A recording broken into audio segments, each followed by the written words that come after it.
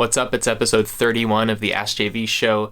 Today I'm talking about how to learn your room, how to achieve distorted guitar tones, the format for getting files to mix from clients, and finally I'm going to throw it open to you to help me answer a question. Let's get into it. 3, 2, 1.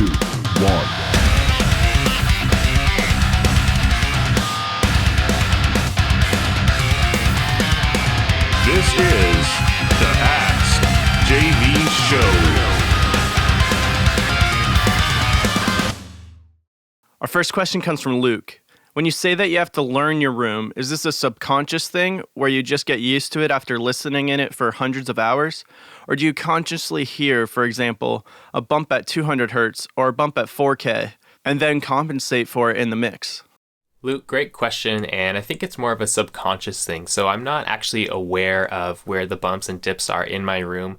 I just have listened enough to records that I know really well and records that I love in this room out of the speakers that I just know how they should sound. So I'm not, consciously thinking of that there's a 200 hertz boost or anything like that or bump in my room or something like that. I'm literally just, I spend a lot of time listening to records, comparing them in my room versus outside of the room, etc., doing the car test of my mixes and stuff, that over time, like you said, it just becomes kind of ingrained in your subconscious just how a record should generally sound, with the general frequency balance, should be on a mix. So that's it, just spending lots of time over hours and hours. But the key is not just hours and hours listening to your own productions.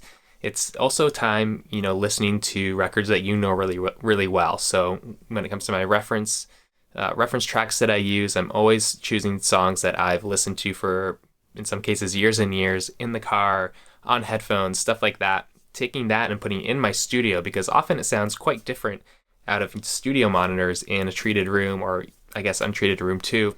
It sounds a lot different than it does outside of the studio. So it's important to know how those finished pro records sound like in your room, and then just, do things like when you're setting up or when you're, doing some kind of menial tasks that don't require you to be listening to anything else. For example, you're backing up your computer or you're doing something like that.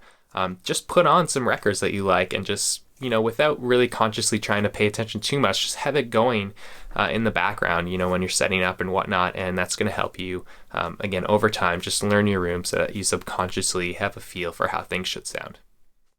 Our next question comes from Mason. Hey Jordan, I was wondering if you could give some tips on how to achieve the ultra-saturated, distorted guitar tones that I hear all the time in mixes. For example, I'd say your How to EQ Heavy Guitars hardcore mixing video and intervals mix are the perfect examples of that sort of tone. Whenever I'm building tones, I always set the amp right on the edge of breakup and use an overdrive to bring it up to metal standards.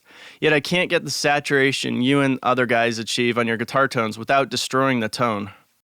Well, for the sounds that you're referencing there, it's not really a pedal that is giving me that sound. So maybe I'm misunderstanding you, but you said you put the amp to where it's about to break up and then you use an overdrive to push it to more distorted sound, and that's not my approach. I do use a tube screamer often in front of an amp, but it's more for the tone shaping that it does and how it cleans up the low end and focuses the mid-range. It's not for adding gain or level.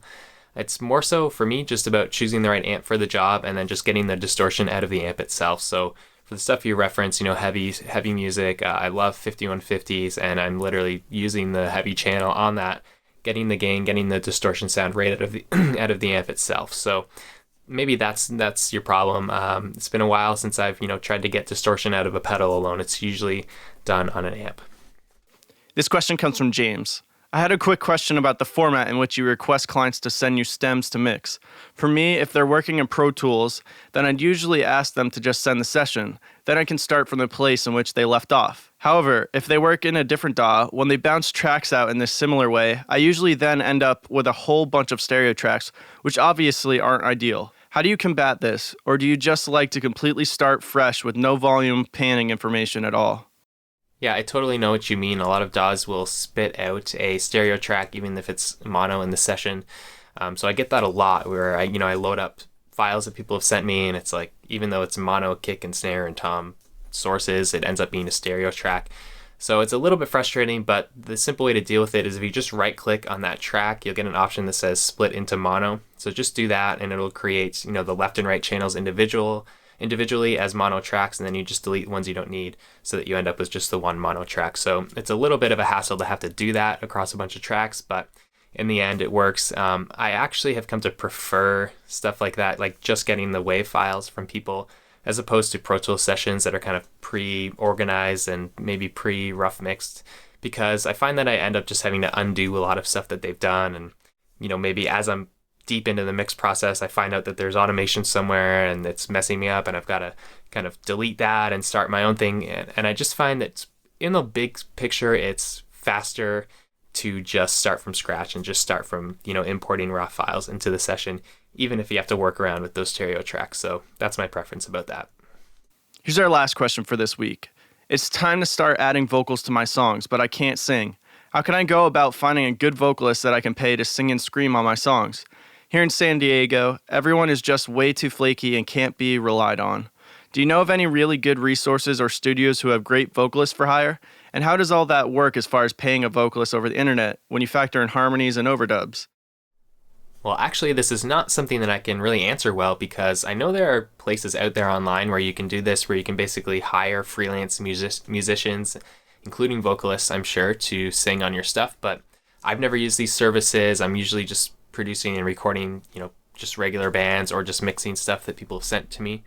So this is not something I'm familiar with, but I decided to take this question anyway, because there's an audience here. There's people who listen to this podcast and watch this video. So if you're listening to this, I'm going to throw it open to you. If you know of resources where people can do this sort of thing and accomplish what he's talking about here, please post in the comments below. If you're watching on YouTube, if you're listening to it in audio, maybe jump in our Facebook group, search for Hardcore Music Studio Forum, and share some resources. It'd be good to get some feedback and just get a broader set of answers here to where people can accomplish this sort of thing online. That's all the questions we got on this episode. As always, thank you for watching or listening. If you have a question you want to get answered on the show, if there's something you're confused about, just go to AskJVPod.com, fill out the form there to submit your question. We'll try to get to it in a future episode. And if you're not on my email list already, that's where I send out all of my best content, and when I'm releasing new courses or training material, including free stuff, but also when my paid courses open up, you got to be on the email list to know about that stuff. So just head to hardcoremusicstudio.com, click on the link for the free cheat sheet. It'll give you a free mixing cheat sheet, which gives you some kind of go-to EQ and compression settings for each instrument in your mix. Of course, it's not the be-all and end-all, but it's just starting points to get you unstuck in your mixing process. And also, when you sign up to get that, you're also going to get a free, very in-depth video of the mixing tip that's going to help you out immediately. So definitely head over there, hardcoremusicstudio.com, grab the mix cheat sheet, click the link below this video if you're on YouTube, and I'd love to hear your comments and just, again, your questions to keep the show going. So thanks for watching. We'll see you next time.